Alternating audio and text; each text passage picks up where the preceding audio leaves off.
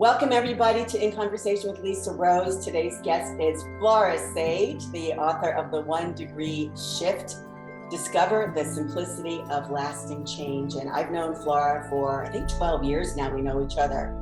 But for the last 20 years, Flora has been supporting women through personal, spiritual, and business transformations.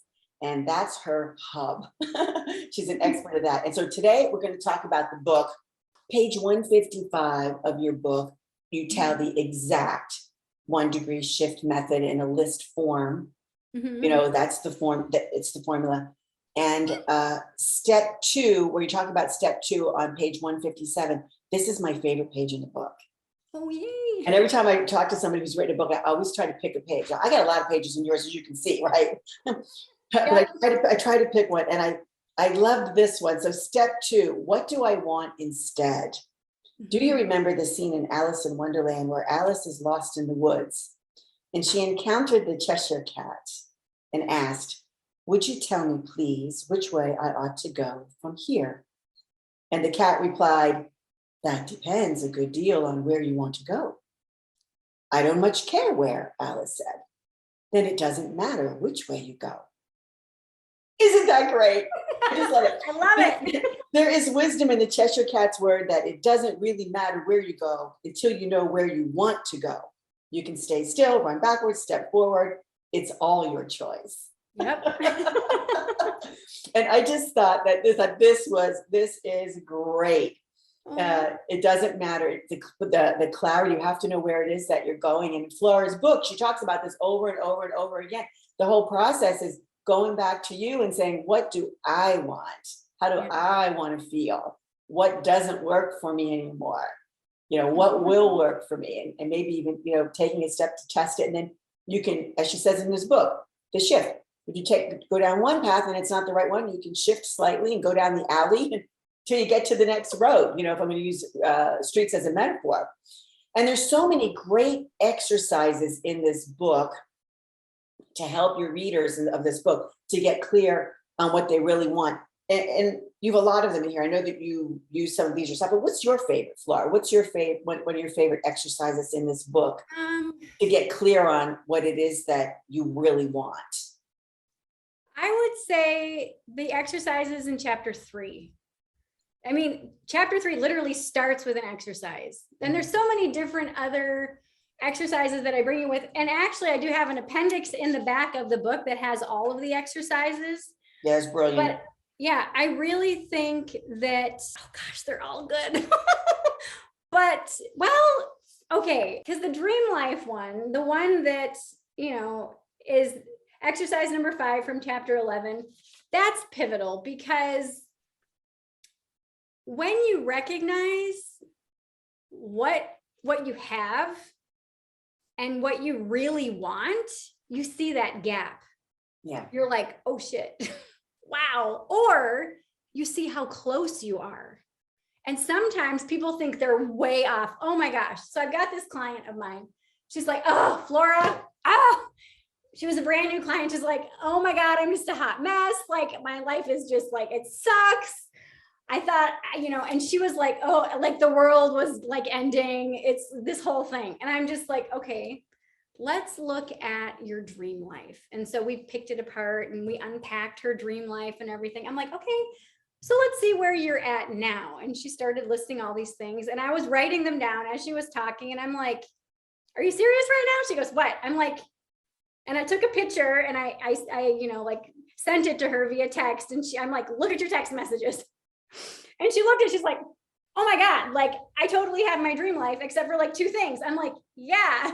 And she thought she was so off base. And I'm like, you're so close. And she's like, oh my God, I'm so excited. And in an instant, she was able to see how close she was. And so the second favorite, so these are actually like tied for first.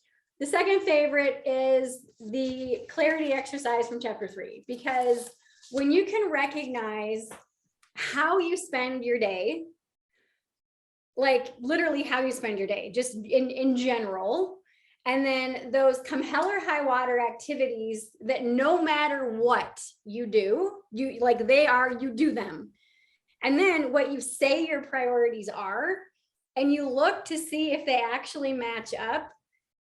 I cannot tell you how many times people have been like, oh my God, like I am so on track, or holy shit, like I am so off track. And the first time I did this with my kids, so my son, okay, so my youngest son, he was a junior in high school, almost finishing his junior year. He was working 2 jobs. He had this giant truck. He wanted a big truck, and I'm like, okay, whatever. So at this point, he was already 18. And at 18 in my house, you pay for your insurance, you pay for your phone, and you pay for like gas and stuff like that, and your car payment. So he wanted the big truck. I helped him find it. I co-signed for it, but he had to make the payments and all this other stuff. And he's like, I want my truck. And I'm like, okay, then you're gonna have to pay. He's like, okay, cool. So he had 2 jobs. He was working at Walmart as a stock person and at Buffalo Wild Wings as a cook, but he was working all the time. When he wasn't working, he was playing video games. And I asked him, because he was just complaining one day and just kind of in a really pissy mood, which teenagers can be, whatever. And so I asked him these 3 questions that I outline in chapter 3. And so I said, okay, so tell me all of it. And so he told me all this stuff. And then I said, okay, what are your priorities? And he's like, oh, well, being in shape and like working out and saving money and all this. And I'm like, okay, so what you're doing is not in alignment with your priorities. And he got pissed at me. I'm like, okay, so let's look at the anger that you have here. Let's look at you're being pissed. Who should you really be pissed off at? And he goes, well, I guess myself. And I'm like, well, don't even be pissed at yourself. Just use it as a lesson learned of like, okay, if I want big toys, I'm going to have to like pay the big prices, whatever. And because he realized he wasn't working out, and that was like one of his creative outlets is where he loves working out. So, and he realized he wasn't working out, and he's like, oh my gosh, after that, he started working out. And so it's like that exercise right there, I think has been the most pivotal for so many of my clients, because they realize what they think their priorities should be and how they spend their day doesn't match up. And that's one of the reasons why so many people are not happy with their life, is because they think they need to have this dream life or this thing in their life, and they think that this should be a priority, but really the phase of life that they're in really dictates otherwise. And you know what I mean? And so those are my top 2 favorite exercises of the whole book. It's so good. Yeah, the action has to match, the manifestation of the dream. Well, by the way, my favorite exercise in the book is the brain dump. Ooh, that's a good one. Like I said, they're all favorite. They're so good. There's lots of good ones in there. But, if I was going to pick one for somebody, because how we walk around with all this in our head. And if you can just get it out of your head and put it somewhere else, paste of paper is great. First of all, you feel so relieved because now it's somewhere else. Yep. And then you can actually change your perspective and say, wow, that's what I've been thinking about, and then and circle what it is that becomes important to you. Yeah, that's good. The brain, and then prioritize from there. But just the act of the brain dump. Mm-hmm. And for those of you who don't know what we're talking about, it's it's where you feel overwhelmed and you pull out a piece of paper and you just literally list everything that you're thinking about, that you're worried about, that you desire, that you're dreaming of, that you're frustrated by, and you don't stop until you got it all out. Yeah, it could be 10 including pages, your to-dos. Yeah, all of it. Yeah, everything. Yep. That's what I call a brain dump. So you're just left with basically you and your spirit inhabiting your body for 5 minutes until your ego kicks in and starts says, what are we gonna do with this list? So it's brilliant. I love that one too. Oh, thank you. Well, and the cool thing is, it's so interesting to see when you narrow down that big long list. It's interesting. Okay, what is the most pressing thing for, like, what is bugging me the most today, or narrowing it down, and then all of a sudden realizing, really, it's cat litter on the floor. What?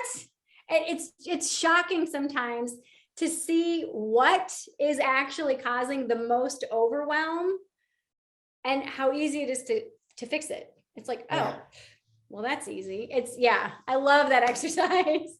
In our hustle culture, it feels like we have to have this giant to-do list, and it feels like that we have to do it all, and that go big or go home, like we were talking about earlier. Mhm.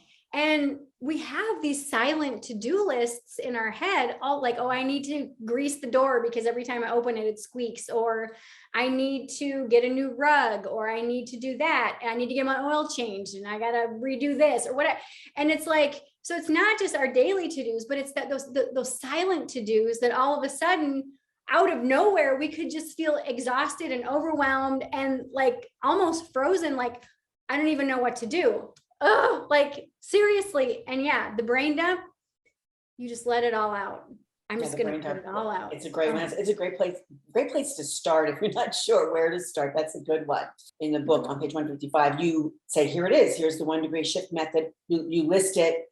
And then you discuss in there, if someone goes through the shift method, and they're not seeing the results after they're following all the steps to shift there. Mhm. What advice, would you give somebody who says, well, it's not working for me. It's not really happening. I'm not, maybe it's not happening fast enough. When someone makes a shift, more importantly, a 1 degree shift, the changes at first are going to be subtle. They are going to be very subtle. I'm going to use the example that I used at the beginning of the book. You have a vehicle that is pointed west and it's on the East Coast.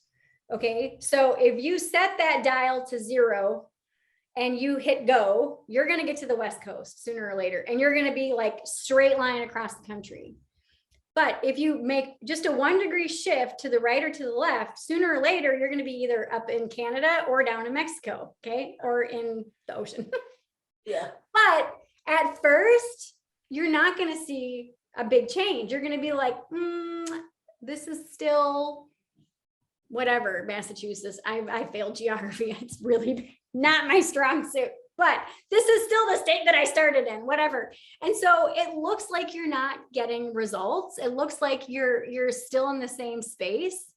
Also for a train, like if a train is going one way and then all of a sudden it changes tracks.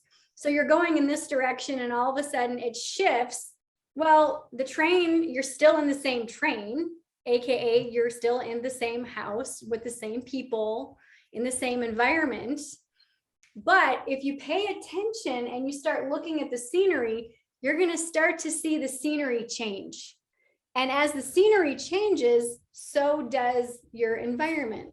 You know what I mean? So if you are starting on that train at the beach and then you pivot and now you're getting ready, you go into the mountains, everything changes. The temperature in that train car changes, the vibe change, like everything starts to change and shift. And all of a sudden you're like, oh my gosh, like this is totally different.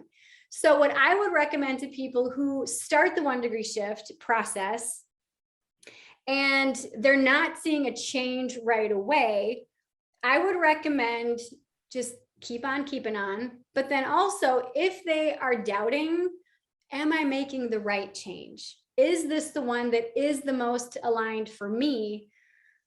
What phase of life are you in? Are you raising babies? Are you pre-baby? Are you trying to have a baby? Are you in the middle of raising your babies, or are you an empty nester? Do you not want to have kids? And are you building a business? Are you climbing that corporate ladder? Are you a student? Are you convalescing for something? I mean, all of us, I think, have had COVID or know somebody who's had COVID or cared for someone who's had COVID or surgery or whatever. And so we have different phases of our life that can be layered. So you have those stable ones where if you know you're not going to have kids, so that is stable. I'm not going to have kids. Or if you have kids and you're in the middle of raising them, right now, that's kind of that stable phase of I'm raising kids, or I'm building a business, or you've built your business and now you're just maintaining it. So looking at that stable phase, plus the other phases that might be layered, like if you're moving, sometimes those will take priority over, remodeling the house, whatever, you know what I mean? So with each phase comes different priorities. And so ask yourself, what phase am I in? And are the priorities that I have right now really the best ones for me right now during this phase? When I was raising my kids, my priorities looked very different than now that I'm an empty nester. And so therefore my actions are different. My focus is different. My goals are different because I'm in a totally different phase of my life. And so this is one of the things that I see so often. If somebody isn't seeing results, I go back and say, all right, what phase of life are you in? And are you trying to create goals in a phase that you're not really in? I'll give you an example. One of my clients purchased a home that was filled with stuff. It literally came full of stuff. So she moved in, she brought all of her stuff in, but all the stuff that was there was already there. So she knew and was friends with the owners of the home. And so they're like, well, you don't need any of your stuff. All of our stuff is still here and you can use it. And she's like, but I like my stuff. And it was this whole thing. So long story short, it took 3 years for her to finally finish moving in. And she was in basically transition in moving phase for 3 years because she had to slowly but surely take their stuff, move it downstairs, and then slowly usher it out of the house. To not step on toes, to not start fights. I mean, the whole shebang. Yeah. And, you know, and sometimes it's delicate how we navigate certain phases of our life. And other times, like if you have surgery, that's your main priority is just healing and you know, getting better. So if someone isn't seeing results, that's where I would recommend, first of all, are you being honest with yourself about what phase of life that you're in? And what your true priorities are. And that's the thing. A lot of people think they need to have 6-pack abs or these certain things. And do you really want that? Because your priorities should be unique to you. Your partner's priorities should be unique to them.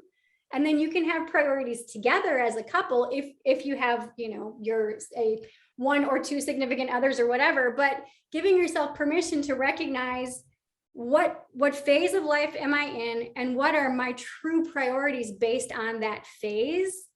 Then right there, then you know, just getting clarity on the phase and your priorities, what pivots to make, what little shifts to make in your life. And also, when you're making those little pivots, when you're making those little 1-degree shifts, are you doing it because you think you need to do it or because it feels in alignment? Exactly. So that would be my next question is, are you doing it because you think that this is going to get you the result or because it feels in alignment? Yeah.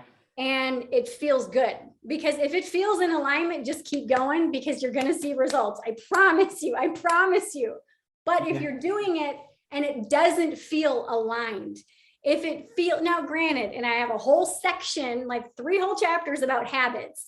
Right. Yeah. I didn't even touch that one. Yeah, because rewiring your brain, you have to break those neural pathways, and it can be challenging and it can also be easy, truly. Yeah, folks, if you have a bad habit to break, there's a bunch of material in here for you. A whole bunch. Yes. But yeah, I mean, and ultimately it's really simple. It's like, what phase of life am I in? I'm an empty nester right now, and I'm maintaining my business. And then there might be others, like if I get sick or something, then that's going to take priority over literally everything else. Once you're clear with your phase, once you're clear with your priorities, then just be like, okay, what's one thing I can do to get closer to whatever it is that I want? If I want a stronger body and I'm feeling lazy that day, I can take a little meander around the neighborhood. That's it. Okay, perfect. That's a little 1-degree shift that maybe was a little uncomfortable because I didn't really want to, but I did it and I felt good. I'm like, yes, this feels so good. Maybe if I'm really energetic, I'm like, ooh, I'm going to do some yoga. And you do like an hour-long yoga thing. You're like, yes, this feels awesome. Woohoo! You know, and so, but like I said, sometimes your little 1-degree shift might just be a mindset shift. Yeah. It might just be, I'm not going to think about that thing that's worrying me right now. I'm going to put some music on and I'm going to dance it out. Woohoo! All of a sudden tomorrow you get a email notification saying, oh, hey, guess what? That thing that you were worried about, I've taken care of it. Exactly. There you go. Exactly. A while ago, I used to do that where the days I would feel extremely overwhelmed and I feel like everything I do is not working. It's not working. It's not working. I'm trying so hard. Why isn't this working? And then I'd be just like, you know what? I'm done. I'm going outside. I'm going to lay in my hammock and I'm going to, listen to some music and I'm not even going to take my phone and I'm just going to watch the clouds go by. That's what I'm going to do. And I'd be hanging out there, I might spend the rest of the day like that. And if I have appointments, right, I cancel those or I keep that commitment. But usually when I'm heavy duty working on stuff are days I don't have appointments. And I used to laugh because I would come back in the same thing. I would have 4 messages. What I was working on so hard no longer matters. Yep. Somebody else took care of it, like the universe or something. Or, something had changed where it was more easily solved. Yes. Than my struggling to try to solve it the only way in my head that I thought I could solve it, or maybe while I'm swinging out there and watching the clouds go by, another idea on how to solve it came up, or I might just change my mind. I said, you know what? Why am I concerned about this? I don't even care. Yeah. I just thought that it would be, good for me or good for my business or good for my whatever. Yep. Yeah, that's a great response about what if you don't see the results and the shifting? You're probably going after something that isn't in alignment and you really don't want, and this is where your whole bullshit eliminator stuff comes in, where you're like, maybe you're bullshitting yourself about about your end game. Exactly. Well, and I had this one client also who, oh my gosh, like every month she's like, okay, I've got this and I've got this and I've got this. She is a go-getter. But then all of a sudden she just kind of hit a wall and we went to plan her month and she was just like, oh my God, I'm just feeling overwhelmed. I'm like, then don't plan anything. She goes, what? I'm like, yeah, you don't have to have a plan. And she's like, but I always have a plan. I have to have it. I'm like, no, just see where spirit takes you this month. And she's like, oh my God, this is scary, but kind of feels good. And I'm just like, if you want a goal, your goal this month could just be relax. Just relax and just be in the moment. Yeah. I got to tell you, the end of that month, she's like, Flora, I'm a new woman. I had great. So many epiphanies because she's just like, I have always had a goal. I have always had a to-do list. I have always had like, I got to do this and then I got to do this. And to not have a goal was so foreign for me, but it allowed me to really see where I was spending my energy and where I was spending my time. And there's so much freedom in that. She goes, and I realized half the stuff I was doing, I didn't even like doing. So I stopped doing it. And I'm like, yes. So, I mean, that's another thing is if somebody is trying too hard, and I've been there, oh my gosh, I have been there. If it feels like it's hard, just stop, take a break. Yeah. And not doing anything can be your 1 degree shift practice for a day, a week, or a month. Like you truly can just say, I'm just going to be in this moment. Just be. I'm not going to do anything extra. I'm just going to be. And, just like you said, you're swinging in the hammock and then all of a sudden you're like, oh, what? That's what happens when we stop trying. That's what happens when we stop pushing our agenda that we think we need to do this or that or whatever. Right. It's literally, what's one thing that I can do? And, that's, oh my gosh, like where this whole 1 degree shift concept came from was, and this is actually in the bonus chapter that you can download on my website. But it came from desperation, where I had literally given everything I owned away. And I brought me and my 2 boys to South Africa. I literally was running away from myself and running away from my life, but I didn't know I didn't know I couldn't run away from myself at that point. But I was like, oh, everybody's crazy. I'm just going to start over. I ran away to South Africa and then I realized I followed myself and I was like, shit, okay. I need to work on myself, dang it. And I prayed for the first time in 3 years, and I talk all about this in that chapter, but it was hard. It was really hard because I shut off my intuition. I shut off my spiritual connection and I floundered. It was bad. It was so hard. And finally, I gave up and I'm like, all right, peeps, just give me one step. I don't have the energy for 20. I don't have the energy for 10. I don't even have the energy for 2. I can't do more than one step. So just give me one thing that I can do that will help relieve me of my pain, help relieve me of this negativity that my life is right now. And I got, all right, call your sister and see if you can move in with her. I'm like, thank you.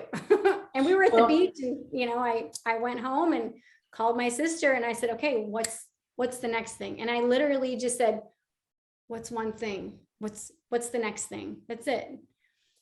Well, that's a good story to lead into my last question. My last question is, how much space do you leave in your life, whether it's when you're manifesting a business project or in your life, do you leave for spirit to come in and drop opportunity for you? Like your client who you were talking about, who has a plan and every minute's filled up in the day, and sometimes when I have my clients and they're like that, I'm like, you're not leaving any room here for opportunity to come from the universe. I mean, here you are trying to manifest, you're working really hard, you're drawing stuff to it, you're doing everything right. But what you're doing is you're blocking the space that allows the universe to drop right into your lap what you're asking for. And so now it's going to go get delivered to the next person who has an opening. So my question to you is, how much of an opening should we be leaving, in our lives and in our planning and in our work for spirit to enter? As much as you can, literally as much as you can. So I used to be one of those people also. I mean, this is my planner. I have my planner on my desk. I love it, but I also have one that's like open on the days. Like I literally, it's totally open. And so at the beginning of the week, I look at, and I actually do a brain dump for the beginning of the week. And I'm like, these are the things by the end of the week that need to be accomplished in my business and in my personal life. So I have 2 columns, business, personal life. And I do the brain dump and I'm like, okay, which ones am I guided to do? Or which ones do I really want to do, whether I'm in the mood or not. Like I really want to do a podcast. I really want to do TikToks because that's how I am of service. And like I said, I'm very service-based. So how can I be of service this week? And that's typically the question that I ask myself when I sit down. How can I be of service this week? So write it all out. And then, okay, what do I need to do for my personal life? Like if I have to make any appointments, if I need the oil change or whatever, then I write that down. So then I say, okay, so what feels in alignment for me to do on Monday? What feels in alignment for me to do Tuesday? And sometimes I don't know until the day of, and then I look at my list and I put things from the list onto my to-do list. But also I look at the energy, like, do I have my period? Did I eat something that now made me feel weird or whatever? What's my schedule like? Like, do I have appointments? And how much time is each appointment going to take? All that other stuff. So I take into account the real life things that we have to do, like walking my dog and eating and cleaning the house and all this other stuff and getting the oil changed. But then I also let spirit play, also scheduling that playtime of from 2 to 4, I am having nothing in my calendar, nothing. And I'm allowing myself to just be. Just see what I feel like doing. Do I feel like going to the dog park with my dog? Do I feel like watching a Netflix movie, which is pretty rare because I rarely, if ever, watch TV. Do I feel like going on TikTok and watching my favorite creators? Do I feel like going to a bookstore that I've never been to before, which is one of my favorite things? Do I feel like going antiquing in the middle of the afternoon? Like, and the thing is when you give yourself even 30 minutes of that open time and you just wonder, you just kind of get that childlike curiosity and say, I wonder what I could do this afternoon. And then you literally check in with yourself. It could be, I'm going to go paint my nails, or I'm going to go get a pedicure. I'm going to take a bath, and something will drop in. Like those things, those questions that you have, those dilemmas that you're pondering, those problems that you're seeking solution for, I promise you, and you know this better than anybody too, it drops in and it's so easy. And it's like, that's what we mean, that what all of us collectively mean as teachers when we say that life can be easy.